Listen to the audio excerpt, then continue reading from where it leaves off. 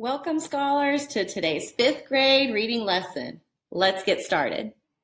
All right, scholars, before we get started today, let's make sure we have all of our materials ready so we are set up for success. The first thing you'll need today is your reading textbook. The next thing you'll need is your reader's journal. You'll need your response sheet. And as always, a pen or a pencil, your favorite writing utensil. Now, once you have your materials, I want you to repeat after me.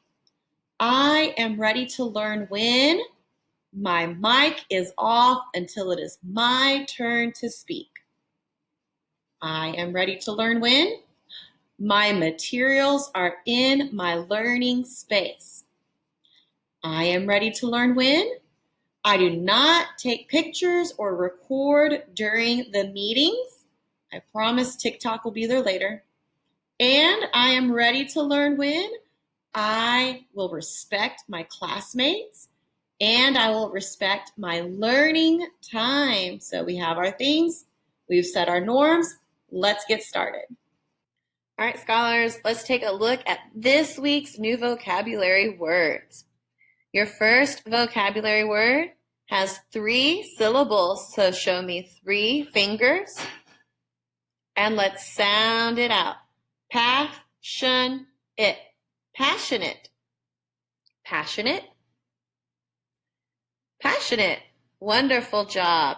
Passionate is an adjective, meaning it is a feeling that has strong emotions behind it. The researcher is passionate about her work in the hospital laboratory. Passionate. Now, in your reader's notebooks, I want you to come up with your own sentence using our new vocabulary word, passionate. All right, scholars, our next vocabulary word is broken up into 2 syllables, so show me 2 fingers. And let's sound it out. Impulse. Impulse. Impulse. Impulse. Wonderful. An impulse is a noun, meaning it is when you have the desire to do something. Impulse. Our impulse was to take every puppy in the pound. Impulse. Now, in those journals, underneath your sentence with the word passionate, I want you to come up with your own sentence using the word impulse. All right, scholars, our next vocabulary word is broken up into 4 syllables, so show me 4 fingers. And let's sound it out. Contribution. Contribution. Contribution. Contribution. Wonderful. And a contribution is a noun. It's when you give something, like you put effort into something. A person who helps to make something has made a contribution to that work. The airplane was an important contribution to long-distance travel. Contribution. Now, in your journals, I want you to come up with a sentence using our new vocabulary word, contribution. Our next vocabulary word is broken up into 3 syllables, so show me 3 fingers. And let's sound it out. Distinguished. Distinguished. Distinguished. Distinguished. Wonderful. Distinguished is an adjective, meaning it's describing something as being known and respected for excellence. Distinguished. The distinguished inventor won an award for excellence in airplane design. Can you think of someone who might be considered distinguished?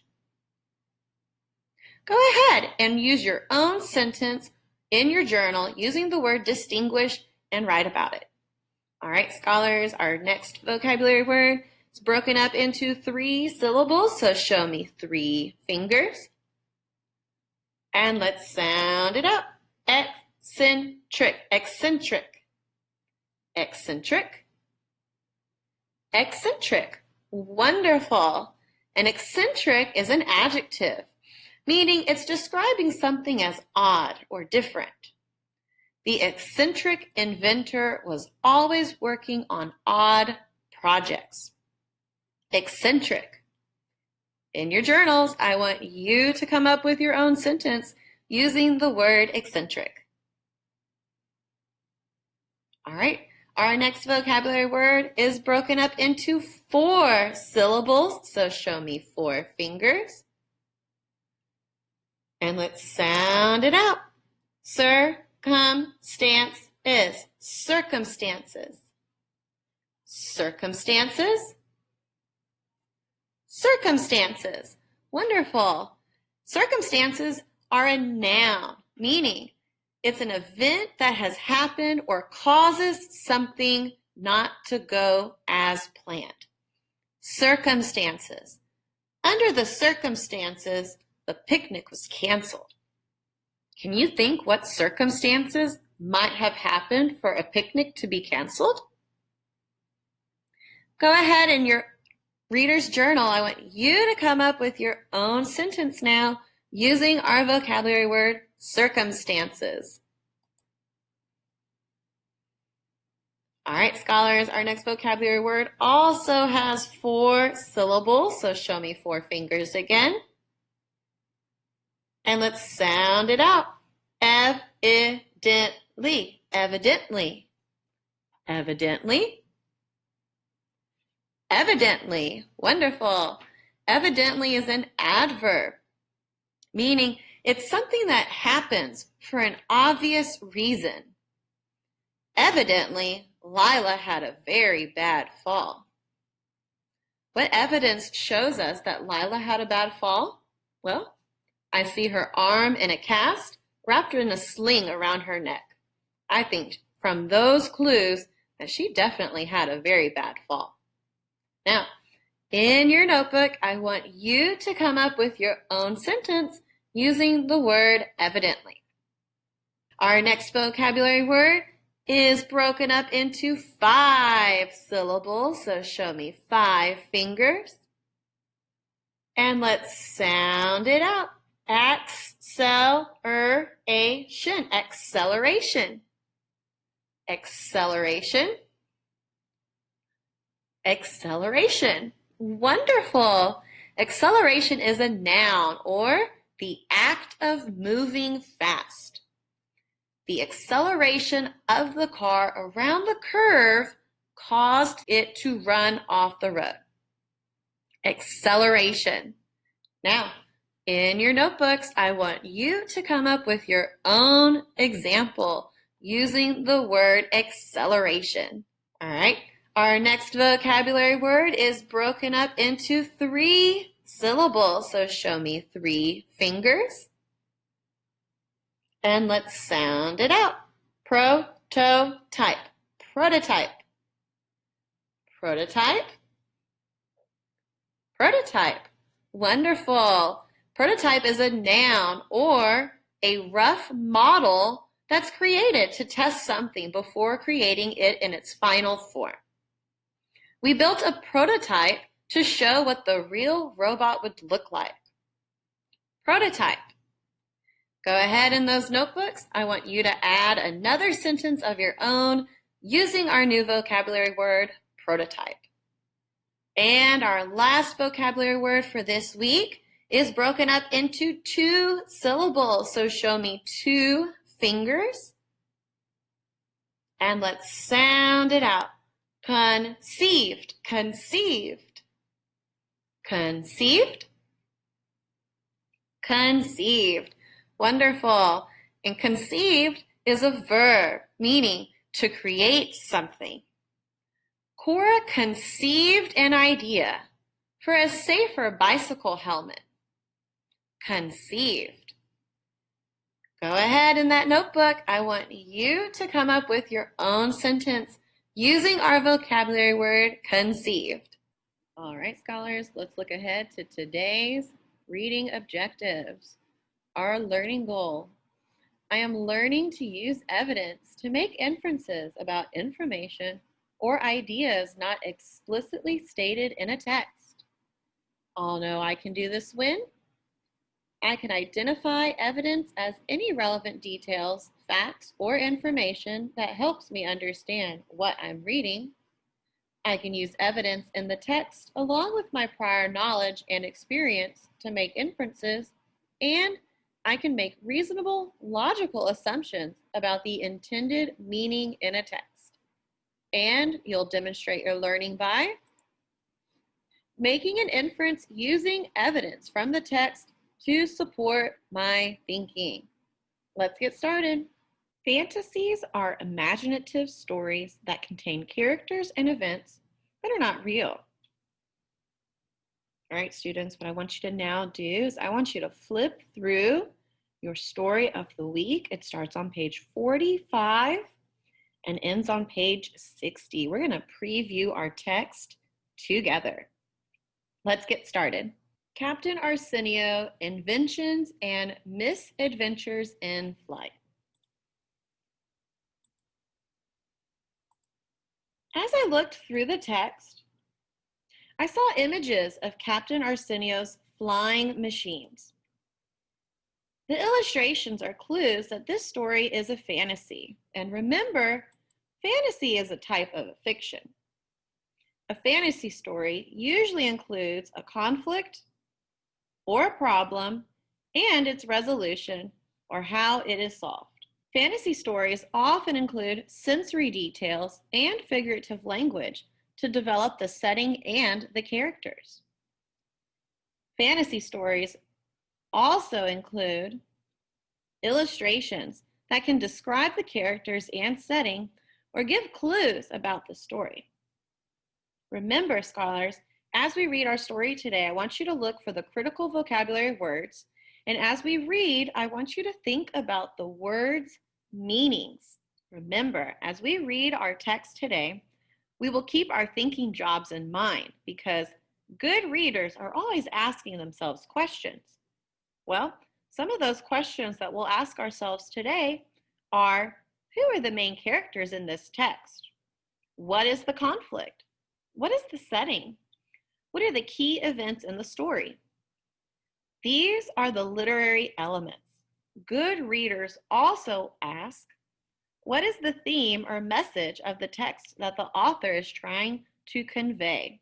We'll use our annotation checklist as we go to make sure we are tracking important details related to the literary elements and the theme or message of our story. Remember, scholars, today's learning objective is being able to make inferences using evidence in our text so that we better understand our reading. An inference is an educated guess based on the reader's own knowledge and experience, plus clues from the text. Making inferences allows us as readers to fill in the blanks in a story. To make inferences while reading, you should pay attention to clues from the author and combine them with your prior knowledge so that you can make reasonable, logical assumptions about the text meaning. You may need to make inferences about the literary elements, especially in relation to the characters and the events in the story, or about the overall theme of the text. We will identify evidence while we read so that we can use it with our background knowledge to make inferences and better understand Captain Arsenio. Let's get started. All right, scholars, let's turn to the first page of our story of the week this week. Let's begin to read the result of looking up. Flight, one of the most ancient wishes ever known, has inspired hundreds of fantastic creations. From Icarus to the Wright brothers, history has seen thousands of adventurers who have felt the dangerous urge to soar with the birds. This passionate impulse has resulted in many failures. Scientists, philosophers, doctors, and even crazy people all have been pioneers of aviation, and each has made a different contribution, sometimes right, sometimes wrong, to the pursuit of flight. This is the story of one such man. The end and the beginning. Manuel J. Arsenio was a careless cheese master, blacksmith, scuba diver, and ship captain. Though he was given the easiest of missions in each of these careers, he still couldn't complete any of them successfully. This problem may be the reason he left those jobs behind to enter the distinguished pages of aviation history. One day in 1782, Captain Arsenio decided to build the first in a long series of eccentric projects that would change his life. And although he had little knowledge of physics or mechanics and had access only to useless materials, he demonstrated great patience and determination throughout the course of his flight experiments. My days of sailing and scuba diving are over. I retire with grace to begin a new stage in my life that will undoubtedly go down in history. I'm going to achieve what has been humanity's desire for centuries. I will build a flying machine. Captain Arsenio, May 1st, 1782. The discovery. How do we know about Captain Arsenio? His diary was found by chance just 1 year ago, under circumstances to be discussed later. In its 90 pages full of doodles, notes, and technical writings, Arsenio developed 18 different designs for a flying machine, each one original, foolish, and fantastic. Here we explore 3 of the 18 most influential projects that have contributed to modern aviation. Captain Arsenio's diary is the oldest and most precious aviation manuscript ever known, second only to Leonardo da Vinci's. Fortunately, the text is still legible, and Arsenio's notes, diagrams, and ideas take us back in time to reveal the hidden mystery of the inventor's thoughts. Why can birds fly and we humans cannot? What cruel destiny stops all people from seeing the world from above, tasting the clouds, and undoing long distances by air? Captain Arsenio, June 7, 1783. Let's begin to review our literary elements seen in our story, Captain Arsenio, The Misadventures of Flight. I'm first going to start with my characters and my setting. And my main character, Manuel J. Arsenio, or Captain Arsenio, was first introduced to me in paragraph 3. So I'm going to highlight his real name. And then in paragraph 4, I'm going to highlight his nickname, like what he was known by. The only information that I have on the setting so far has been our dates. So I'm going to highlight my dates found in my diary entries. And I'm going to highlight my date in paragraph 4, 1782. I'm going to keep this in mind as I read that this story sounds like it took place a long time ago, and that might be very important to understanding events that take place in my plot. Speaking of my plot, let's look for any key events that have influenced our story so far. In paragraph 6, we learn that we only know about Captain Arsenio. We know so much about him because his diary was found by chance just 1 year ago. So I'm going to highlight this event. And I notice that this event is also related to the heading of the section. So it might be really important. Next, I'm going to focus on the feelings, actions, speech, and thoughts of Captain Arsenio. Now, I remember reading in paragraph 4 how in 1782, Captain Arsenio decided to build the first in a long series of eccentric projects that would change his life. I'm going to highlight that sentence because that is a key action since it's in the beginning of his experiments with flight. I know that this is important also because it's related to the heading, the end and the beginning. Let's also look at the diary entries in paragraphs 5 and 8. I'm going to label my thinking next to the entries so that I get a better idea of Captain Arsenio's personality. After reading paragraph 5, I see that Captain Arsenio was sure he was going to be successful in building a flying machine and that he'd go down in history. I'm going to highlight my sentence here because that sentence shows me that he is confident that he will succeed. And after reading my diary entry in paragraph 8, I see that Captain Arsenio thought that people deserved to be able to fly and experience the world like birds do. I'm going to focus on the idea how Captain Arsenio thought people deserve to fly because this shows me his motivation for wanting to succeed. Looking back at paragraphs 1 and 2, I noticed a lot of background information on how human beings have always wanted to be able to fly. This idea that keeps reoccurring, the idea that man should fly, gives me a clue about a possible theme for this story. I'm going to label theme next to paragraphs 1 and 2. Another inference that I made while we were answering our third question using evidence from paragraphs 3 and 4 is how we made an inference that Captain Arsenio will probably run into problems because he is foolish and has trouble completing things. I made that idea in my mind based off of my text evidence, how he was careless.